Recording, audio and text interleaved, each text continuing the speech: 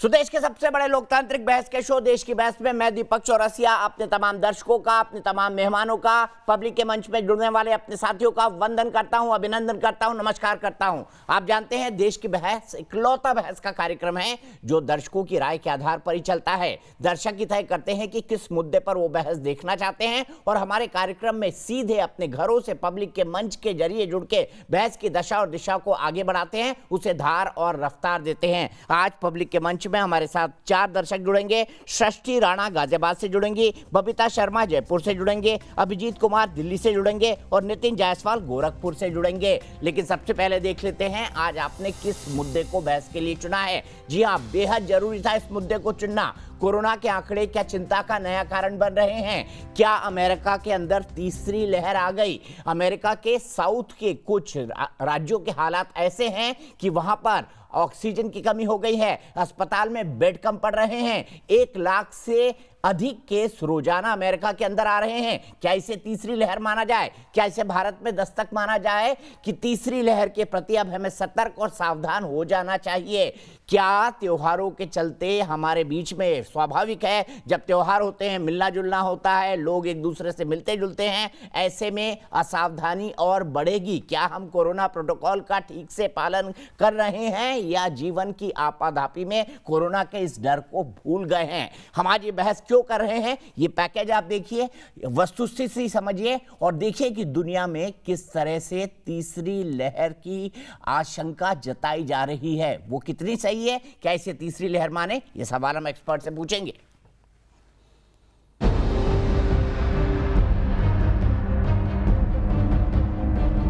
भारत समेत पूरी दुनिया लगभग 1.5 साल से कोरोना वायरस से जमकर मुकाबला कर रही है। दुनिया के ज्यादातर देश जाती हुई दूसरी लहर और तीसरी लहर की दस्तक के बीच वैक्सीन ड्राइव चला रहे हैं ताकि इस महामारी का अंत हो सके।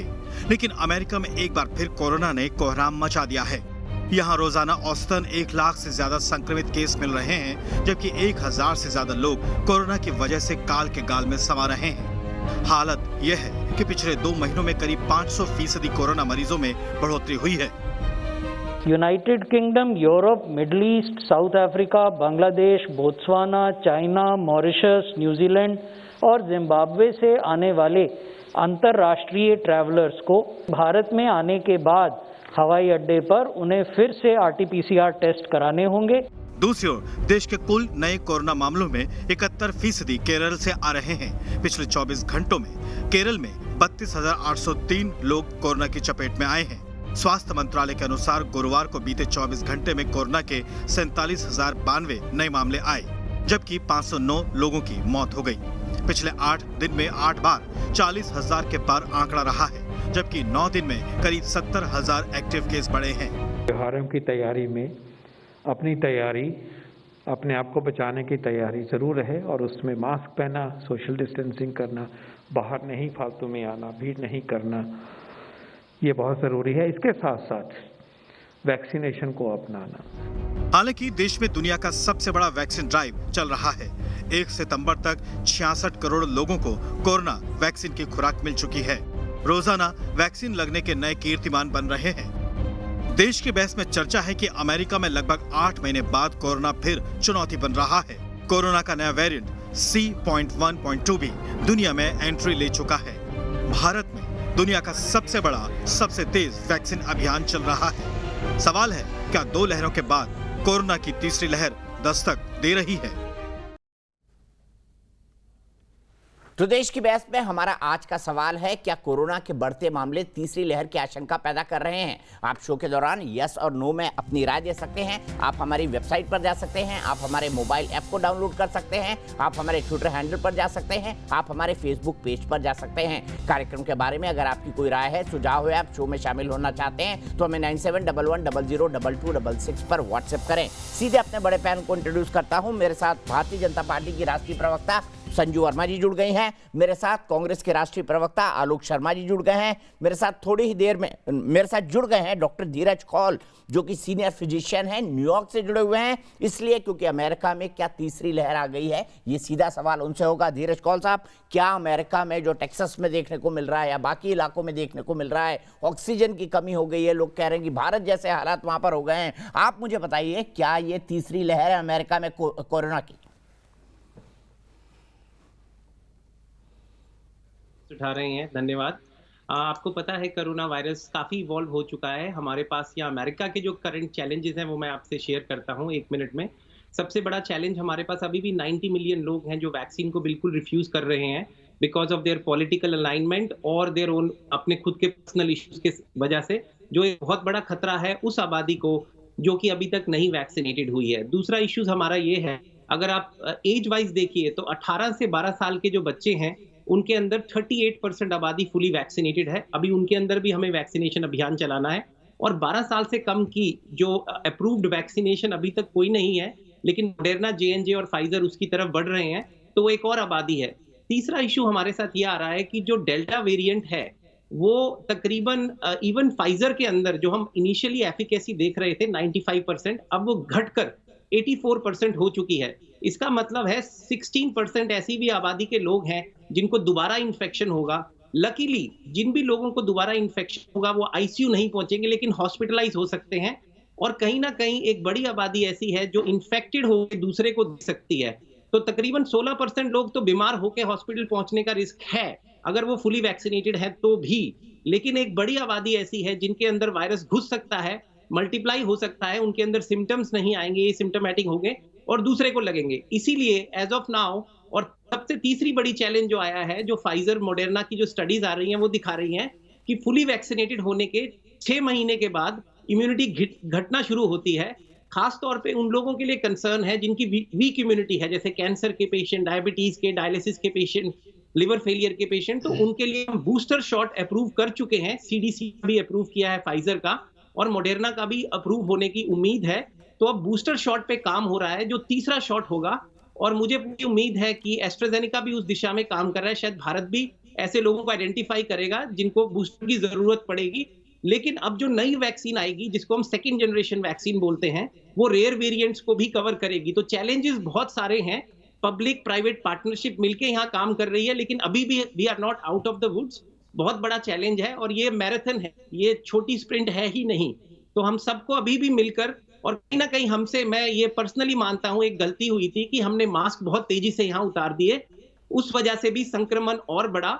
और खास तौर पे पब्लिक प्लेसेस में गवर्नमेंट ने बोला था नहीं उतारिए, लेकिन लोगों ने जोश में आके और कोविड फटीग की वजह से बाहर जाके इसको बढ़ावा दिया और इस वजह से वायरस सर्कुलेट होके, जब वायरस सर्कुलेट होता है तो म्यूटेट होने का भी रिस्क बढ़ता है। तो ये बहुत बड़ा कंसर्न है। और जीनोमिक सीक्वेंसिंग हमें दिखा रहा है कि डेल्टा वेरिएंट जो यहाँ 5% था 3 महीने पहले, अब अराउंड 82% हो चुका है नई केसेस में। इसे तो तीसरी लहर माना जाए? डॉक्टर कौल, आपने मेरा सवाल शायद सुना नहीं। क्या इसे तीसरी लहर माना जाए कि ये कोरोना की तीसरी लहर है, जैसे हमने दूसरी खतरनाक लहर देखी अमेरिका में? देखिए अगर हम इसको दूसरी जो अमेरिका की आप पीक देख रहे थे दिसंबर के अंदर, उससे कंपेयर करेंगे तो ये फुल ब्लोन लहर अभी तक नहीं है। उसकी कई वजहें हैं। एक वजह है कि अमेरिका के अंदर 68% लोग फुली वैक्सीनेटेड हैं, उस वजह से उनके हॉस्पिटलाइजेशन का रिस्क भी लो होता है, आईसीयू का भी होता है। लेकिन अगर बच्चों की बात करें, क्योंकि डेल्टा वेरिएंट देखने में आ रहा है कि बच्चों के अंदर काफी संक्रमित कर रहा है, खासतौर पे ऐसे बच्चे जिनका इम्यून सिस्टम कमजोर है, तो बच्चों के लिए मैं इसको पहली वेव मांगूंगा, क्योंकि बच्चों के एडमिशन आईसीयू रेट 4 से 5 गुना बढ़ चुके हैं अमेरिका के अंदर। आज की डेट के अंदर अगर आप आंकड़े उठाइए 2020 से अगर आप कंपेयर करिए, तो कहीं ना कहीं 1000%, कहीं 500% बच्चे जो बिल्कुल आईसीयू में नहीं दिखते थे, आजकल पीडियाट्रिक आईसीयू जिसे पिक्यू बोलते हैं, वो आपको भरा हुआ दिखेगा। टेक्सास में जैसे आपने मेंशन किया, फ्लोरिडा में और भी कई स्टेट्स में। तो बच्चों के लिए तीसरी डेफिनेटली बहुत बड़ी लहर है। एडल्ट के लिए क्या ये फुल ब्लोन लहर है? नहीं। क्या लहर के संकेत यहाँ पे दिख रहे हैं और भारत में भी दिख रहे हैं? Answer is yes.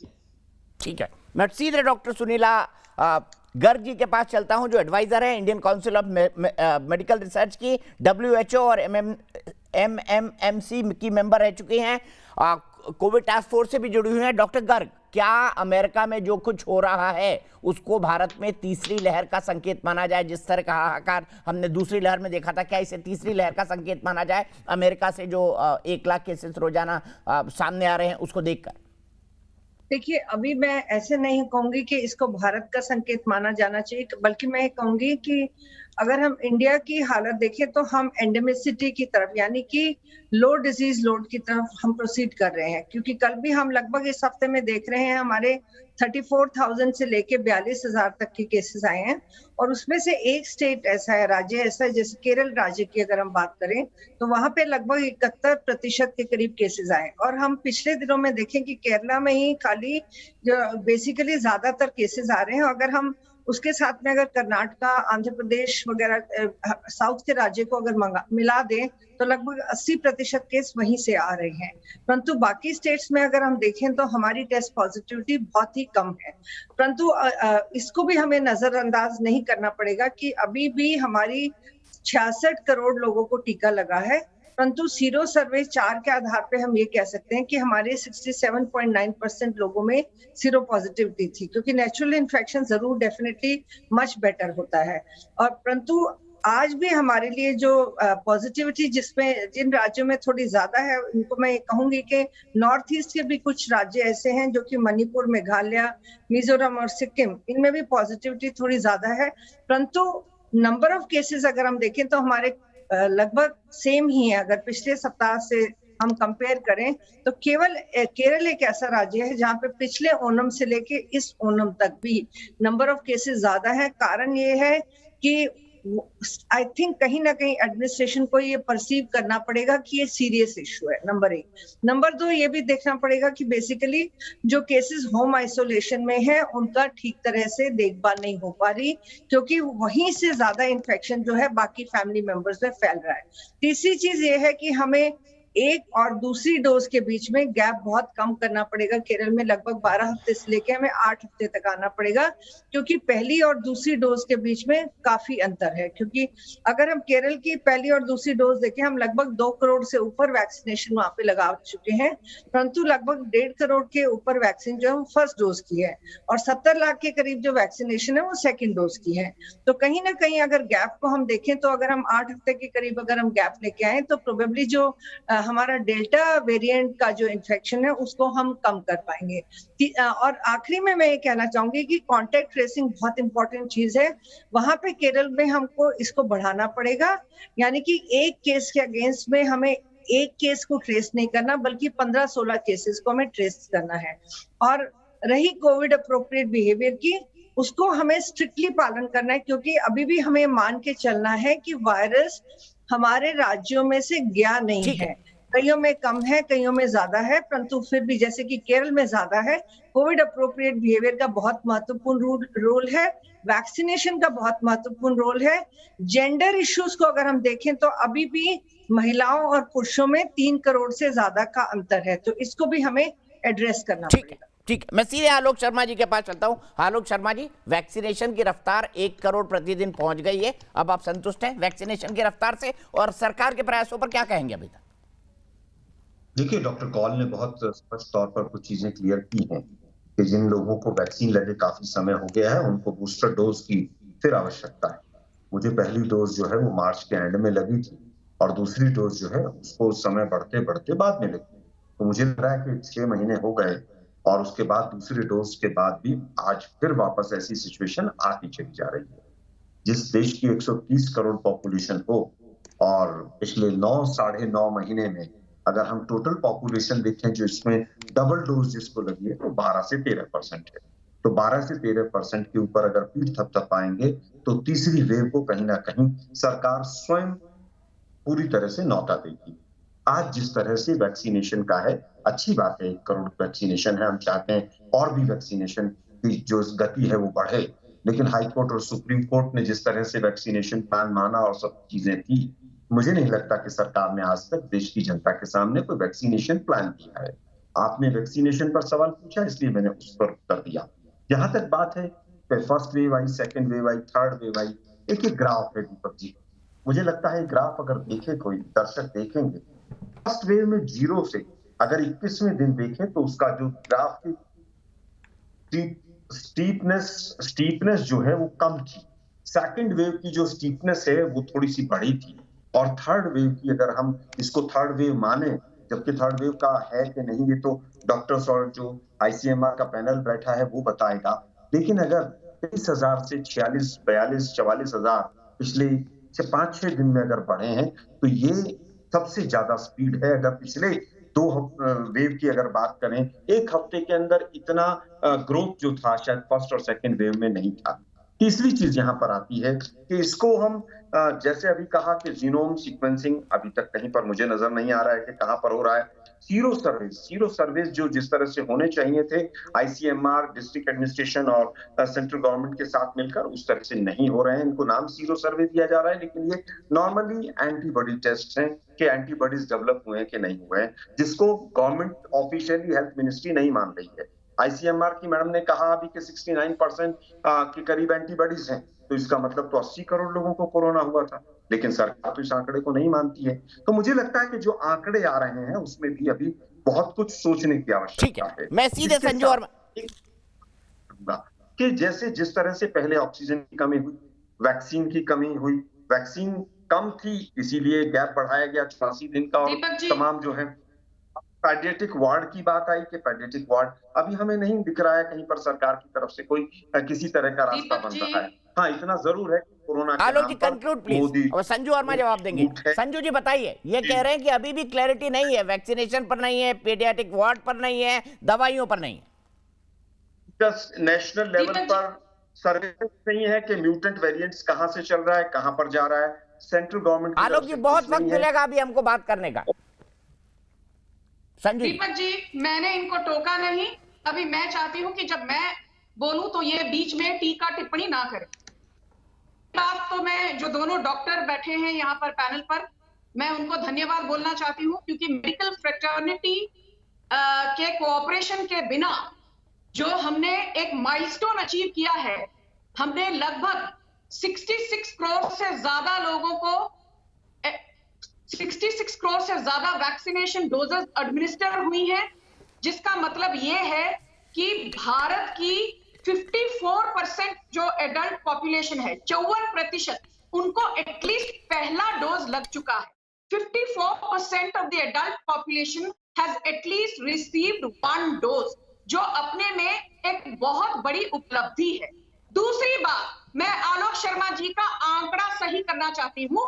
उन्होंने कहा कि फुल्ली वैक्सीनेटेड जो एडल्ट पॉपुलेशन है वो सिर्फ 12 से 13% है। जी नहीं, ministry of health and family welfare की साइट पर जाकर देखिए, fully vaccinated adult population vaccination लगा है वो 16% है। अभी सबसे महत्वपूर्ण बात यह है कि बिना बात को गोल गोल घुमाए हमको ये पहचानना होगा कि अभी जो रन रेट हमारा था वो 15-20 दिन पहले कम हो गया था। Suddenly there is a spike in the number of cases. अभी पिछले 24 घंटों में 47,000 केसेस रिपोर्ट हुए हैं, जिसमें से 32,000 से ज्यादा केसेस सिर्फ केरला से आए हैं। तो लगभग 70% जो न्यू केसेस आ रहे हैं वो सिर्फ एक राज्य केरला से आ रहे हैं। तो पहली बात तो ये, जो लोग केरला मॉडल की वाहवाही कर रहे थे, केरला मॉडल की धज्जियां उड़ चुकी है।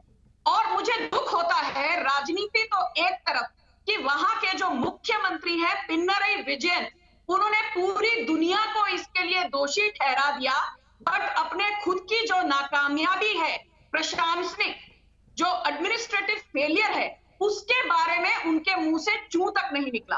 तो पहली बात ये कि आज भारत की टेस्ट पॉजिटिविटी रेट क्या है? 3% से कम। डेली पॉजिटिविटी रेट क्या है? 3% से कम। टोटल नंबर ऑफ टेस्ट कितने हुए हैं? 53 करोड़ से ज्यादा। और पिछले 2 दिनों में हमने 2.25 करोड़ लोगों को वैक्सीनेट किया है। 2.25 करोड़ लोगों को सिर्फ पिछले 2 दिनों में। हमारा जो अगस्त में रन रेट था वो कितना है बता दूं कांग्रेसियों को। अगस्त का run rate on an average था 59 लाख डोजेस पर डे से ज्यादा, और सिर्फ अगस्त में दीपक जी हमने 18 करोड़ वैक्सीन डोजेस एडमिनिस्टर करवाई है। जो एक बहुत बड़ा माइलस्टोन है। जो लोग यहाँ पर आकर भाषण देना चाहते हैं, मैं उनको याद दिला दूं, जब कोरोना की सेकेंड वेव आई थी, अस्पताल डीआरडीओ में बेड्स, रेलवे कोचेस को बेड में कन्वर्ट करना, ये किसने किया? मोदी सरकार ने। ऑक्सीजन सिलेंडर किसने उपलब्ध करवाए राज्यों को? मोदी सरकार ने। फेडरलिज्म के नाम पर राज्य चाहते थे फ्रीडम वैक्सीन प्रोक्योरमेंट के लिए, और जब फ्रीडम दी तो राज्यों की व्यवस्था चरमरा गई। उसके बाद पूरा का पूरा कंट्रोल जब सेंटर ने लिया, मोदी सरकार ने लिया, उसके बाद वैक्सीन की जो रफ्तार है वो इतनी बढ़ी, उससे पता पड़ता है कि नाकामयाबी जो है वो नॉन बीजेपी रूल स्टेट्स की थी। नहीं, एक मिनट, मैं पूछना चाहती हूं, राहुल गांधी केरल से, वायनाड से सांसद हैं, कितने बेड लगवाए, कितने ऑक्सीजन प्लांट वहां पर स्थापित किए, कितने वहां पर आपने ऑक्सीजन बेड्स दिलवाए, कितने आपने पीडियाट्रिक आईसीयू बेड्स की स्थापना की? आपने काम एक कौड़ी का नहीं किया। आपने पंजाब में वैक्सीन प्रॉफिटियरिंग करने की कोशिश की। आपके छत्तीसगढ़ के मुख्यमंत्री भूपेश बघेल तो 3 महीने पहले कहते थे कोवैक्सीन मैं नहीं लगाऊंगा। वहां अखिलेश यादव कहते थे ये तो बीजेपी की वैक्सीन है। ठीक है, सब चीजें एक साथ नहीं संजू वर्मा जी। आलोक जी जवाब देंगे, आलोक जी जवाब देंगे, क्योंकि राहुल गांधी का मसला आया है और राहुल गांधी की बात सुनकर आलोक शर्मा जी मुस्कुरा रहे थे। क्यों मुस्कुरा रहे थे पूछूंगा, लेकिन शशि राणा गाजियाबाद से मेरी एक दर्शक, शशि सबसे पहले आपसे जानना चाहूंगा, क्या आप सेफ एंड साउंड हैं? क्या कोविड एप्रोप्रिएट बिहेवियर का पालन कर रही हैं आप? Yes sir.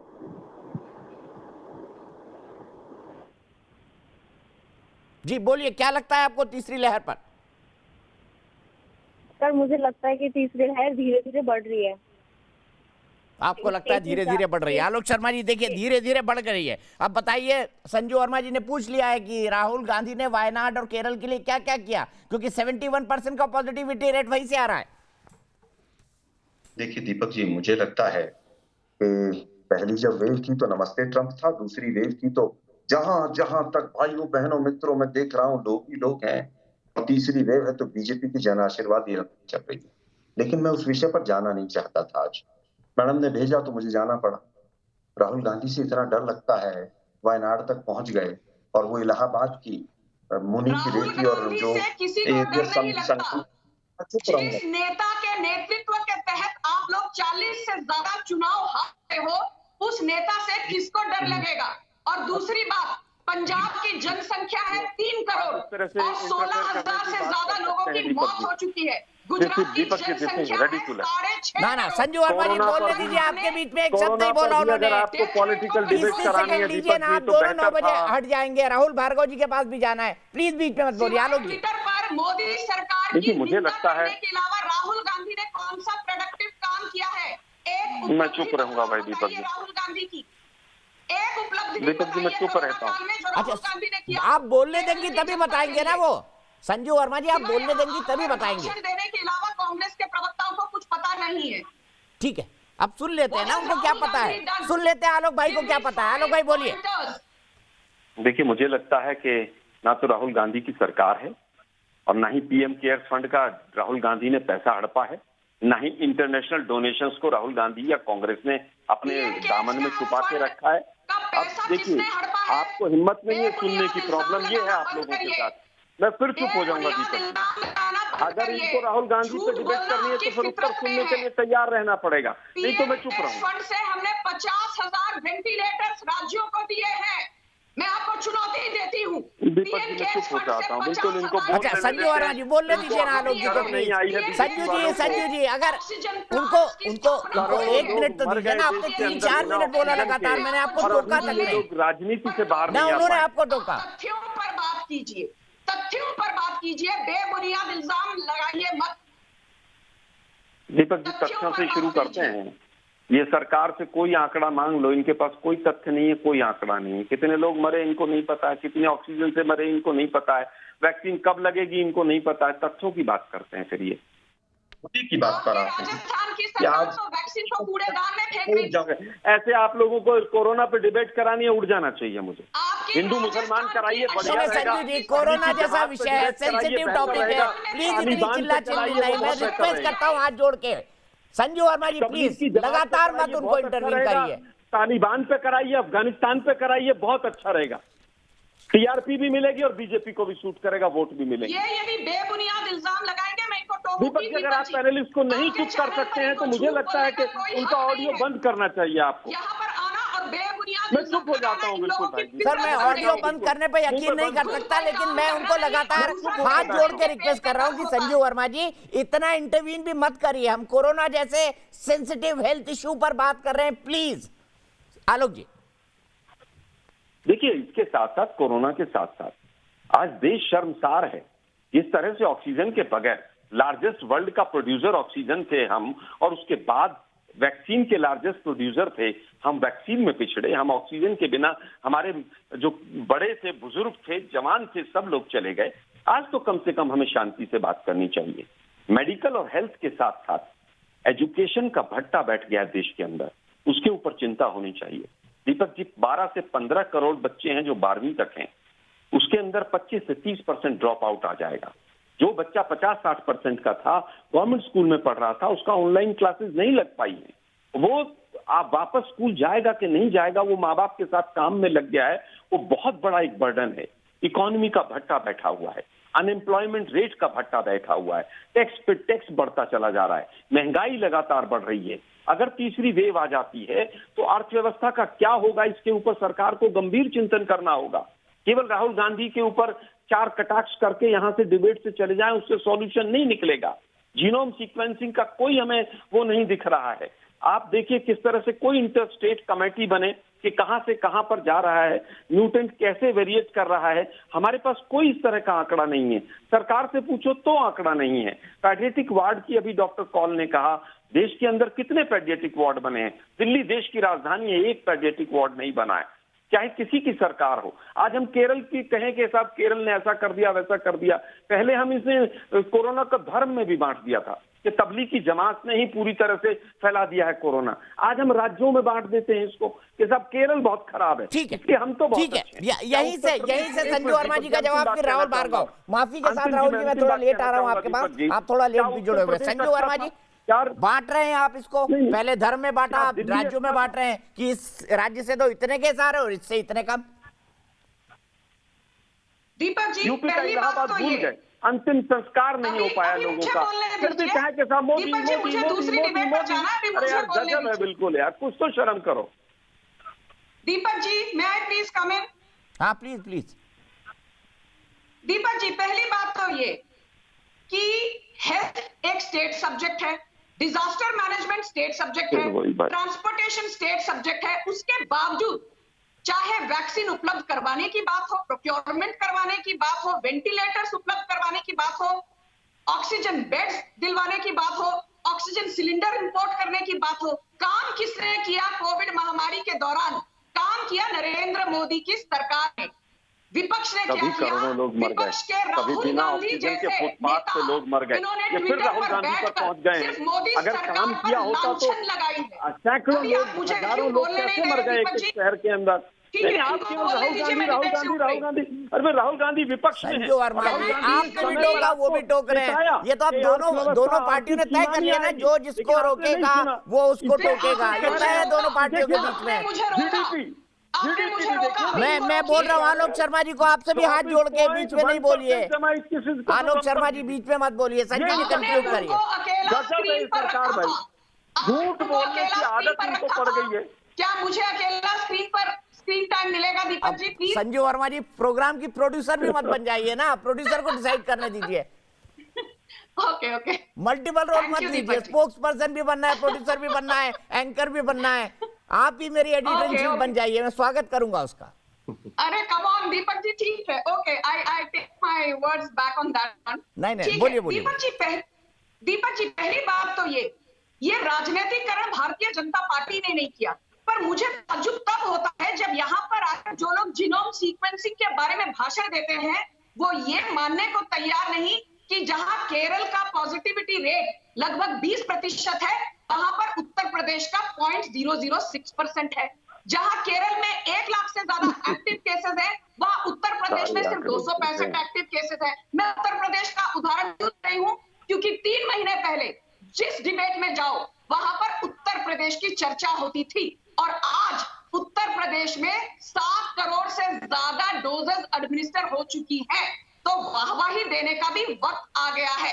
तीसरी बात, चाहे आप देखिए महाराष्ट्र, यहां पर कौन है सरकार में? शिवसेना और एनसीपी के साथ कांग्रेस। महाराष्ट्र में लगभग 1,40,000 लोगों की मौत हो चुकी है, पर कांग्रेस के प्रवक्ता के मुंह से छू तक नहीं निकला। आज 20% से ज्यादा मौतें जो हो रही है वो सिर्फ महाराष्ट्र से हो रही है। 70% से ज्यादा केसेस जो हो रहे हैं वो सिर्फ केरल से हो रहे हैं। तो विपक्ष पूरी तरह से नाकामयाब रहा है कोविड को कंट्रोल करने में। मोदी सरकार ने पिछले 10 करोड़ वैक्सीन डोजेस सिर्फ 19 दिनों में दिए। आज चाहे फ्लोरिडा हो, 1 मिनट, चाहे फ्लोरिडा हो, चाहे ह्यूस्टन हो, चाहे ऑरेगॉन हो, लोगों के पास ऑक्सीजन बेड नहीं है, लोगों के पास वेंटिलेटर्स नहीं है, वहां पर रेफ्रिजरेशन की जा रही है because burial and cremation grounds are not able to handle the death load. तो यहां आकर भाषण दे रहे हैं। यूएस की जनसंख्या क्या है? 33 करोड़। हमारी जनसंख्या क्या है? लगभग 140 करोड़। आप फिर भी ये मानने को तैयार नहीं कि हमने ओवरऑल डेथ्स को कंट्रोल किया है, करीबन 4.37 लाख। यूएस में 6.5 संजू जी यही रुकना होगा आपको। आपने अपना पॉइंट बड़े जोरदार ढंग से रखा। मैं सीधे राहुल भार्गव जी के पास चलता हूँ। राहुल भार्गव जी चेहरा हिला रहे थे। राहुल भार्गव जी, क्या संजू वर्मा ने जो जस्टिफिकेशन दिया है, इसको बोला है कि भाई विपक्षी पार्टियों की सरकार जहां पर है वहां पे केसेस ज्यादा हैं, बीजेपी वाले में कम, क्या आप इसको जस्टिफिकेशन मानते हैं एक डॉक्टर के तौर पर? नहीं दीपक जी, जो हम वेव्स की बात करते हैं दीपक जी, थोड़ा सा स्प्रेडशीट समझिए। क्या वैक्सीन लगने के बाद भी नंबर्स आने कम हो जाएंगे? क्या ये आंकड़े जो आप रोज बताते हैं एग्जिट पोल की तरह कि तीसरी वेव आएगी, आईआईटी ने मई में कहा था कि अगस्त में आएगी, आईसीएमआर ने कहा था अगस्त में आएगी, एम्स ने कहा था अगस्त में आएगी, अगस्त चला गया। अब नया एग्जिट पोल आया है कि तीसरी वेव जो होगी वो अक्टूबर में आएगी और नवंबर में पीक करेगी। क्या साइंटिफिक डेटा कुछ है? दीपक जी, आप मुझे कोई साइंटिफिक डेटा बता सकते हैं कि किस आधार पे तीसरी वेव की बात होती है? क्या ऐसा कोई जेनेटिक टेस्टिंग हो रही है जिससे पता चल जाए कि म्यू वेरिएंट है, C1.2 वेरिएंट है जो वैक्सीन को भेद पाएगा? तीसरी इंपॉर्टेंट चीज जो हम बात करते हैं, दिल्ली, उत्तर प्रदेश और नॉर्थ इंडिया की हम बात करते हैं, अप्रैल और मई के महीने में एक पीक आई डेल्टा वेरिएंट की। एक आप स्टडी देखें आईसीएमआर की, 80% जो सैंपल्स थे दिल्ली, एनसीआर और उत्तर प्रदेश से, वो डेल्टा वायरस से ग्रसित थे, ना कि कोई और वेरिएंट से। इसलिए एक पीक आई, 70% लोगों को सीरो सर्वेलेंस डेटा में पॉजिटिव पाया गया। इसके बाद पीक एकदम से नीचे चली गई। जबकि महाराष्ट्र में आप याद करिएगा, नंबर्स देखिएगा जाके, जब मुंबई में 8,000 केसेस आते थे, सिमिलर पॉपुलेशन में दिल्ली में 34,000 केसेस, 24,000 केसेस आते थे, 3 गुना केसेस आते थे। इसका मतलब पॉपुलेशन ने एक कम समय में ज्यादा ब्रंट सहा, जिसकी वजह से हमको ऑक्सीजन बेड्स की कमी पड़ी। केरला में एक प्लेट्यू फेज में चले जा रहा है, मृत्यु दर कहीं नहीं बढ़ी।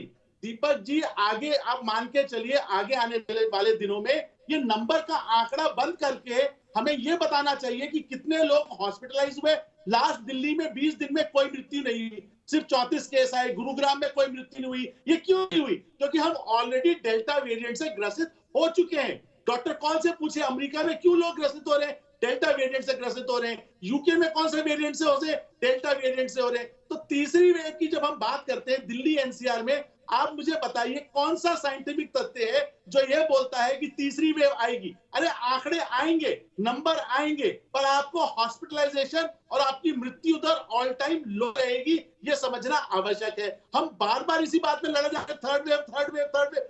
दीपक जी, जब हम थर्ड वेव की बात करते हैं, देश की इकोनॉमी पे, लोगों के मोरल पे, लोगों के डिप्रेशन पे ये आंकड़े बढ़ते हैं। तो हमको साइंटिफिक बेसिस पे तैयारी रखनी चाहिए, रादर देन ये एग्जिट पोल की तरह एक शेर आया की कहानी रोज पब्लिक को सुनाना बंद करना चाहिए। दूसरी चीज, हर स्टेट का अपना अपना वेरिएंट है। केरला में डेल्टा वेरिएंट नहीं है, स्लोली चलता जा रहा है। आप ये मान के चलिए दीपक जी, अगर 6 लोग स्क्रीन पे है तो वेरिएंट ये कहता है कि 6 लोगों को वैक्सीन से या नेचुरल इन्फेक्शन से, जब तक इन्फेक्शन नहीं होगा तब तक कोरोना नहीं रुकेगा। नंबर आते रहेंगे। धीरज कौल जी बात मानेंगे, अमेरिका ये कहता है कि अगर मेरी 454 डेथ रोज की भी होती हैं तो वो इन्फ्लुएंजा लाइक इलनेस हो जाएगी। तो क्या हम 0 डेथ पे ला पाएंगे? हमारे को अपने मापदंड बदलने पड़ेंगे दीपक जी। रोज आंकड़े 45,000 47,000 लोगों को डराना बंद करके हमें जेनेटिक टेस्टिंग को बढ़ाना चाहिए, उसके टर्नअराउंड टाइम को कम करना चाहिए। एयरपोर्ट से जो लोग आ रहे हैं जेनेटिक टेस्टिंग को 4-5 दिन में लाके ताकि हम कंटेन कर पाए। आप याद करिएगा जनवरी में वेरिएंट कहां से आया था? वो यूके से आया था, क्योंकि यूके के हम लोगों को टेस्ट नहीं कर पाए थे। अब जाने का डेटा उठा के देख लीजिए, 28 लोग आपके वेरिएंट ठीक है डॉक्टर भार्गव, उत्तर प्रदेश चले गए थे। तो ठीक है, मैं ये आप ही के सवाल को डॉक्टर सुनीला गर्ग के पास ले जाता हूं, फिर एनके सर के पास चलूंगा कि भाई अमेरिका में जो कवरेज हो रहा है और भारत में जो कवरेज हो रहा है उसमें इतना जमीन आसमान का अंतर क्यों? उसमें चारों ओर आलोक जी भी कवर करेंगे, पर बात करेंगे, क्योंकि वो भी एक बहुत बड़ा इशू बना था। डॉक्टर गर्ग, आप एग्री करती हैं? बड़ा क्विक कमेंट चाहूंगा आप दोनों से, छोटा छोटा, धीरज कॉल से और डॉक्टर सुनीला जी से। सुनीला जी, एग्री करती हैं आप राहुल जी के साथ?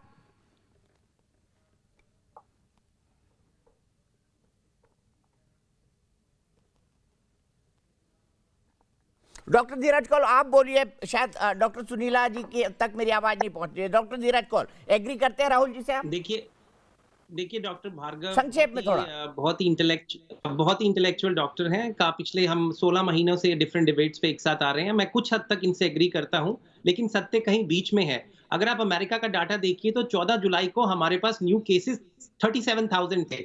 आज की डेट के अंदर वो एक्सपोनेंशियली बढ़ के 1,84,000 हो चुके हैं। अगर आप डेली डेथ्स की बात करिए, जो 372 14 जुलाई को थी, आज वो 1,480 5 गुना बढ़ चुकी हैं। हमारे पास वेव के इनिशिएशन नंबर्स हैं।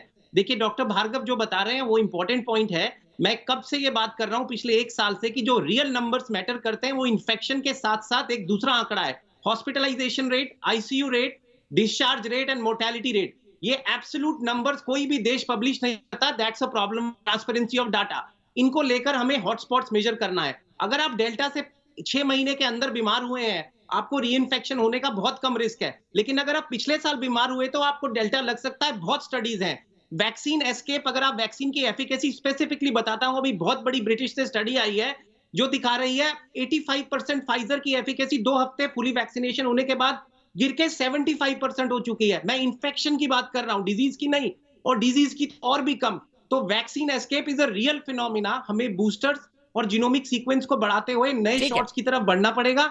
ये बोलना कि थर्ड वेव नहीं आएगी, कहीं ना कहीं मैं डॉक्टर भार्गव से फुली एग्री नहीं करता। एक बहुत बड़ी आबादी नॉन वैक्सीनेटेड अमेरिका में भी है और इंडिया में तो और भी ज्यादा है। उनको बचाने के लिए खास तौर पे हाई रिस्क इंडिविजुअल्स को हमें कोविड एप्रोप्रिएट बिहेवियर फॉलो करना है। थोड़ा छोटा बोलूं तो ज्यादा बेहतर होगा, हम ज्यादा लोगों को इंक्लूड कर पाएंगे, ज्यादा पॉइंट ऑफ व्यू हो पाएंगे। सीधे मैं चलता हूं एनके सर के पास। एनके सर, सबसे बड़ा सवाल, 70% लोग दिल्ली में, अमेरिका में भी वही हालात हुए जो हिंदुस्तान के अंदर हुए। वहां पे भी जो खबर कहां है, वहां पर लंबी भीड़ लग रही है, वेंटिलेटर्स नहीं है, ऑक्सीजन नहीं है, हॉस्पिटल में बेड की शॉर्टेजेस है, बच्चों के बेड जो जितने हैं वो भरे हुए हैं, उसकी कमी पड़ रही है। लेकिन वो तस्वीरें अमेरिकन मीडिया में नहीं दिखाई दे रही हैं। क्या भारत में जब दूसरी लहर आई थी वो दिखाकर क्या एक भय फैलाया गया?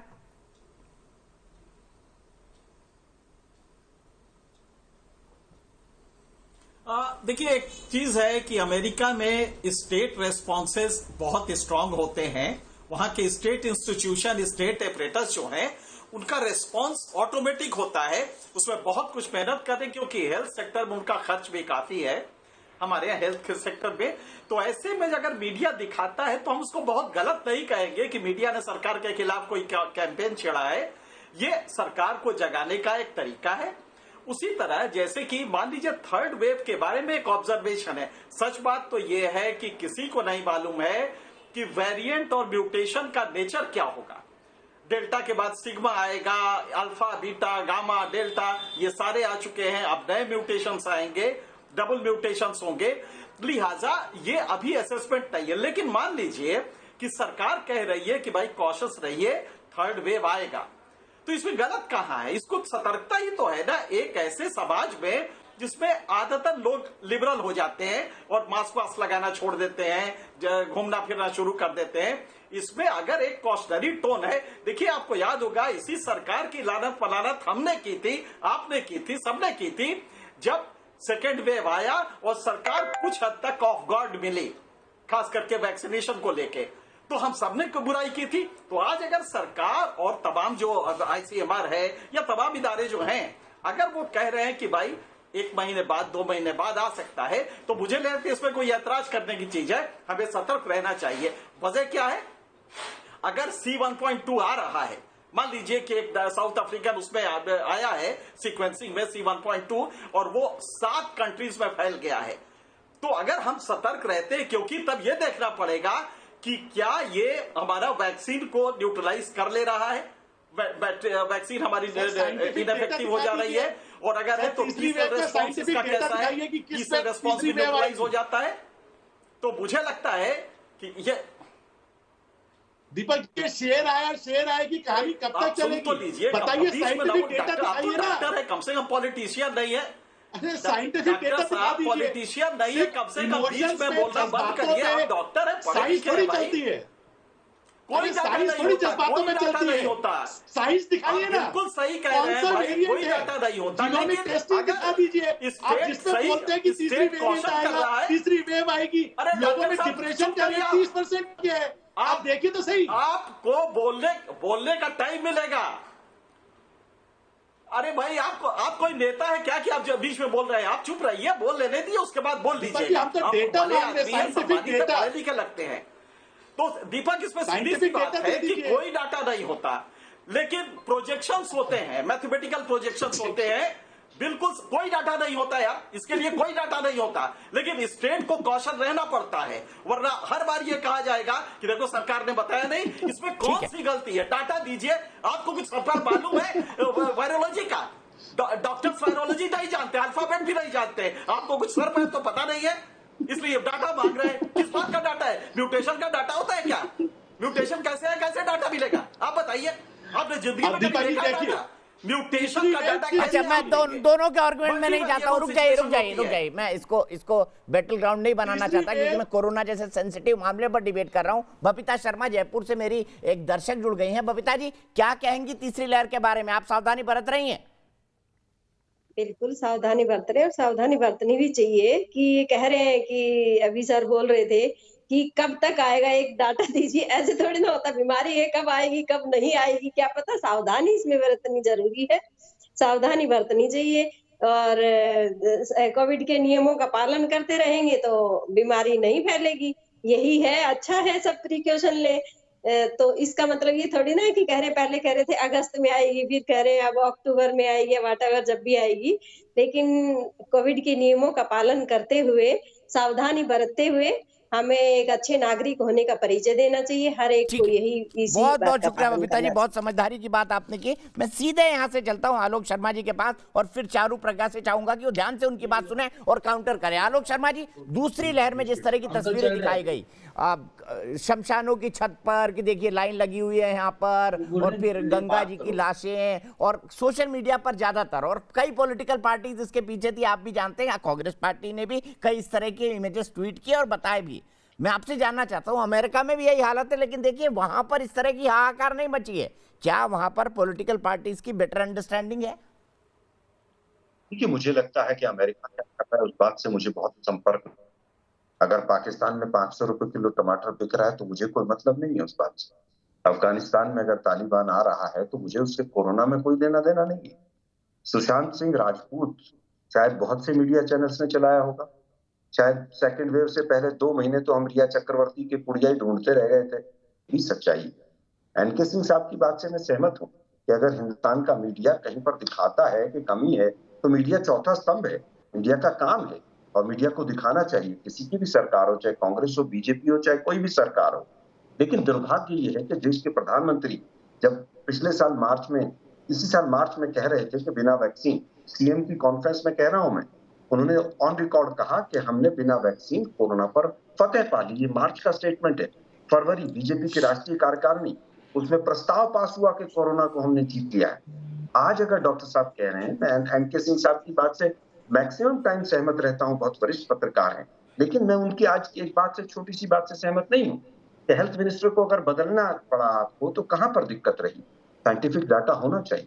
ये पहली वेव नहीं है। पहली वेव में हम एक्सक्यूज दे सकते हैं कि साहब कोरोना था, हमें पता नहीं था। सेकंड वेव भी आई, थर्ड वेव भी आई, हमारे पास जीनोम टेस्टिंग का रिकॉर्ड भी होना चाहिए, रिसर्च भी होनी चाहिए, डाटा भी होनी चाहिए। लेकिन दुर्भाग्य है, सुप्रीम कोर्ट में एफिडेविट में सरकार कहती है हमारे पास कोई डाटा नहीं है किसी तरह का। अभी जो हमारी बीजेपी की प्रवक्ता पहले बैठी थी वो कह रही थी कि 66 करोड़ हमने वैक्सीन लगा दी है उत्तर प्रदेश के अंदर। अरे भाई 24 करोड़ पॉपुलेशन है, 66 करोड़ लगा दी तो क्या मृतक लोगों को लगा दिया आपने? और वो भी आंकड़े आ रहे हैं। ऑक्सीजन के बगैर क्या फुटपाथ पर लोगों को हमने मरते नहीं देखा? वैक्सीन की कमी रही क्या? ये सच्चाई नहीं। सच्चाई को स्वीकार करना पड़ेगा दीपक जी। आज ये तो हेल्थ सब्जेक्ट है, तो फिर ये वो जो डिजास्टर मैनेजमेंट एक्ट लगाया था वो क्यों लगाया था आप लोगों ने? आज गुजरात के अंदर मलेरिया और चिकनगुनिया सर उठा रहा है। यूपी के अंदर पिछले एक हफ्ते के अंदर सैकड़ों बच्चे मर गए, उस बुखार का नहीं पता है। दिल्ली के अंदर भयंकर, दिल्ली, नोएडा, गाजियाबाद भयंकर वायरल फैला हुआ है। दूसरी तरफ अगर कोरोना भी अगर तीसरी वेव आती है तो सरकार को तो बहुत सचेत होना पड़ेगा। एक इंटर मिनिस्ट्रियल कोई कमेटी मुझे नजर नहीं आ रही है कि लेबर माइग्रेशन होगा तो क्या होगा। अभी तक इंटर स्टेट कोई डॉक्टर्स की कमेटी नजर नहीं आ रही है। अगर कोई एयरपोर्ट पर आ रहा है, मैं पिछले 10 दिन में 3 बार फ्लाई कर चुका हूं, इंटरनेशनल फ्लाइट्स भी धीरे धीरे शुरू हो रही है। क्या सरकार का काम नहीं है कि डाटा इकट्ठा किया जाए? जवाब ले लेते हैं चारों से। है क्या उसके ऊपर नहीं करना चाहिए? दूसरी वेव में 1500 डॉक्टर हिंदुस्तान ने खोए एमबीबीएस, ये मेडिकल काउंसिल ऑफ इंडिया का डाटा है। किसी देश ने इतने नहीं खोए। पैरामेडिकल 10,000 से ज्यादा लोग हमने खो दिए। एक 200-300 डॉक्टर्स वहां पर पूरी तरह से शहीद हो गए एक तरह से काम करते हुए। लेकिन हम अभी भी वही काम कर रहे हैं कि साहब राहुल गांधी कुछ नहीं किया और केरल ने कुछ नहीं किया और अमेरिका में मर रहे हैं और पाकिस्तान में 500 रुपए किलो टमाटर बिक रहा है। हम इसी में उलझे हुए हैं अभी। ठीक है, चारू से जवाब लेता हूं। चारू, उनका कहना है कि जो सेकंड वेव में सरकार ने आलोचना की थी कि देखिए गलत तस्वीरें दिखाई गई, बाकी जगह नहीं दिखाया जाता। आज अमेरिका में वो तस्वीरें नहीं दिखाई जा रही हैं। उस पर सवाल ये उठा कि फिर भारत में उसी अमेरिकी मीडिया का डबल स्टैंडर्ड क्यों? आप कैसे देखती हैं इसको? आलोक शर्मा कह रहे हैं मीडिया ने जो दूसरी लहर में किया बिल्कुल ठीक किया। दीपक जी देखिए, इस बात को मैं पहले से कहती आई हूँ, मीडिया का काम सच्चाई दिखाना जरूर है लेकिन पैनिक फैलाना नहीं है। मीडिया का काम जो ऑलरेडी डरी हुई हमारी जनता है, जो मेंटल हेल्थ की सारी परेशानियों से जूझती हुई हमारी जनता है, उनकी परेशानियां बढ़ाना नहीं है। हाँ, आप सच्चाई रिपोर्ट करिए, लेकिन आप सच्चाई रिपोर्ट करने के साथ इतना संयम बरतिए कि जो लोग घर के अंदर हैं, जो अकेले हैं, जो फंसे हुए हैं, जिनका मानसिक संतुलन ऑलरेडी हिला हुआ है, वो और ना बिगड़ जाए। और इस मामले में मुझे लगता है वेस्टर्न मीडिया ने हमको दिखाया है कि एक बैलेंस तरीके से भी आप रिपोर्टिंग कर सकते हैं। अनफॉर्चुनेटली लेकिन एक बहुत बड़ा तबका है मीडिया का जो चाहता है कि Indian management system, Indian citizens, Indian leadership डगमगाए। और हमारे देश में भी उस मीडिया के तबके के जो लोग हैं, उन्होंने जिस तरीके से खबर दिखाई, मैं मानती हूं कि वो ठीक से नहीं दिखाई। जो इंसान ऑलरेडी घर में है, जिसके परिवार वाले बीमार हैं, अस्पताल में हैं, वो नहीं देखना चाहता चिताएं जल रही हैं दिन रात। वो ये सुनना चाहता है कि वो अगर संभाल के अपने आप को रखेगा, अपने परिवार का ख्याल रखेगा, मास्क पहनेगा, 2 गज दूरी रखेगा, तो कोरोना से लड़ सकता है। देखिए, सच्चाई ये है कि विश्व भर में कोरोना आया है, सिर्फ हमारे देश में नहीं आया। और आप किसी भी देश को कितना भी डेवलप मानते हैं, उसका मेडिसिन, उसकी हॉस्पिटल्स, उसका हेल्थ केयर सिस्टम कितना भी डेवलप्ड एंड एडवांस मानते हैं, उन देशों ने भी जूझ के ही सामना किया है कोरोना का। कोई ऐसा देश नहीं है दुनिया में। राहुल भारद्वाज हाथ उठा रहे हैं, डॉक्टर धीरज कौल बात उठा रहे हैं, आपकी बात पर कुछ कहना चाहते हैं? दोनों से शुरू करूंगा ब्रेक के बाद।